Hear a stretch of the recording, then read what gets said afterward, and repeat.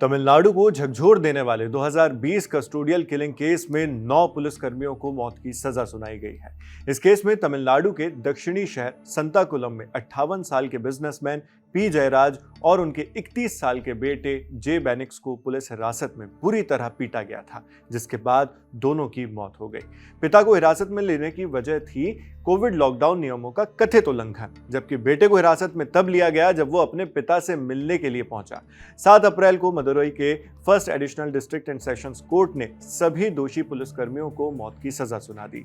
इनके नाम इस वक्त आपकी स्क्रीन पर आपको नजर आ रहे होंगे। आप चाहें तो इस वीडियो को पॉज करके सभी नामों को आसानी से पढ़ सकते हैं। ये फहरिस्त 9 नामों की है, जबकि इनमें एक 10वां आरोपी भी था, तत्कालीन स्पेशल सब इंस्पेक्टर पलदुराई, जिसे इस केस में गिरफ्तार भी किया गया था, मगर अगस्त 2020 में कोविड-19 से ही उसकी मौत हो गई।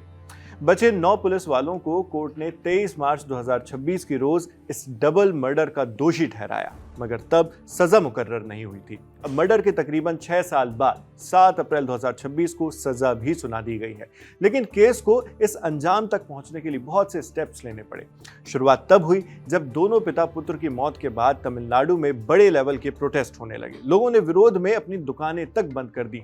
लोगों ने उस बर्बरता के खिलाफ जमकर आवाज उठाई जिसके साथ जयराज और बेनिक्स को पीटा गया था। उसकी कहानी आज भी सुनेंगे तो गुस्से और दहशत का एहसास होगा। इंडियन एक्सप्रेस की रिपोर्ट के मुताबिक ये मामला एक तरह से सबक सिखाने के लिए शुरू हुआ था। शुरुआत से ही ये केस सिर्फ एक लोकल क्राइम की कहानी नहीं रहा, बल्कि सीबीआई चार्जशीट के मुताबिक ही जयराज को जो आरोप उन पर लगाए गए थे कि लॉकडाउन नियमों का उन्होंने उल्लंघन किया, असल में उन्होंने ऐसा कोई नियम तोड़ा ही नहीं था। ये सीबीआई की चार्जशीट कहती है, जिस आधार पर पुलिस ने उन्हें हिरासत में लिया। इन्वेस्टिगेटर्स ने कहा कि 19 जून 2020 की शाम करीब 7:30 बजे कामराज प्रतिमा के पास पी जयराज को उनकी दुकान से उठाया गया। फिर पुलिस उन्हें अपने साथ स्टेशन ले गई। उन पर आपराधिक साजिश रचने का आरोप लगाया गया। जब उनके बेटे जे बेनिक्स पुलिस स्टेशन पहुंचे और अपने पिता की पिटाई का विरोध किया, तो दोनों को उन्हें भी गैर कानूनी तरीके से हिरासत में रख लिया गया, यानी दोनों को हिरासत में रख लिया गया। चार्जशीट बताती है कि इसके बाद पूरी रात दोनों की पुलिस ने बुरी तरह पिटाई की। मकसद था दोनों को यह सबक देना कि उन्हें पुलिस के साथ किस तरह से पेश आना चाहिए। सीबीआई के मुताबिक पुलिस ने पीटने के बाद दोनों, यानी पिता और बेटे दोनों को खुद के ही घावों से बह रहे खून को साफ करने के लिए मजबूर किया, मगर इसका मकसद असल में सफाई करना नहीं बल्कि प्रताड़ित करना था, क्योंकि सबूत मिटाने के लिए तो अगली सुबह एक सफाई कर्मचारी अलग से बुलाया गया। उसने पुलिस स्टेशन के फर्श से सारा खून साफ किया ताकि सबूत मिटाए जा सकें। इन घटनाओं की बारीकियां सिर्फ उनकी क्रूरता के कारण ही नहीं, बल्कि किस तरह उन्हें एकदम ऑर्डिनरी दिखाया गया, इस वजह से भी डराने वाली थी। जब ये सब कुछ हो रहा था, उस पूरी रात जयराज के परिवार के लोग पुलिस स्टेशन के बाहर इंतजार कर रहे थे। उनके परिवार ने अगली सुबह दोनों को बेहद खराब हालत में देखा। जयराज की वेष्टी और बेनिक्स का पैंट खून से पूरी तरह भीगे हुए थे। पुलिस वालों ने निर्लज्जता की हदें तब पार कर दी जब खुद उनके रिश्तेदारों से ही कह दिया कि वो गहरे रंग की लुंगी लेकर आए ताकि खून स्पष्ट ना दिखे, मगर दोनों के शरीर से इतना खून बह रहा था कि वो अपने कपड़ों को संभाल तक नहीं पा रहे थे। फिर आया इस केस का सबसे डरावना नजारा।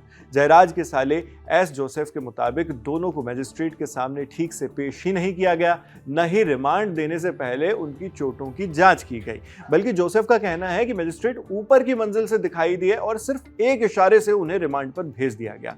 जांच अधिकारी बताते हैं कि बड़ी गंभीर चोटों के बावजूद दोनों के लिए फिट फॉर रिमांड सर्टिफिकेट हासिल कर लिया गया, यानी जाली तौर पर यह प्रमाणित कर दिया गया कि वो पुलिस के पास रिमांड में रहने के लिए एकदम स्वस्थ है।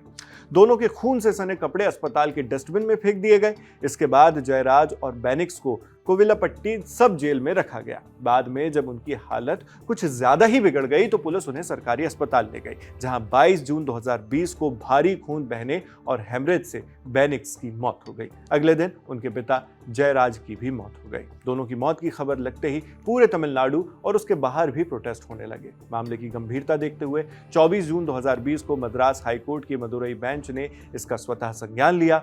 कोर्ट ने न्यायिक जांच के आदेश दिए और लोकल पुलिस पर भरोसा न जताते हुए सीबीसीआईडी, यानी राज्य की सीआईडी को जांच करने का निर्देश दिया, जब तक कि सीबीआई ऑफिशियली ये जांच अपने हाथों में न ले ले। एक वक्त ऐसा भी आया जब जजेस को महिला हेड कांस्टेबल एस रेवती की सुरक्षा के लिए विशेष कदम उठाने पड़े, क्योंकि उनका बयान इस केस में बेहद अहम साबित हुआ। अब केस के लगभग 6 साल बाद फैसला डिलीवर कर दिया गया है। कस्टोडियल डेथ में डबल मर्डर के दोषी पाए गए 9 पुलिस वालों को अब सजाए मौत सुना दी गई है, लेकिन अभी भी इन दोषियों के पास ऊपरी अदालत में अपील दाखिल करने का ऑप्शन है।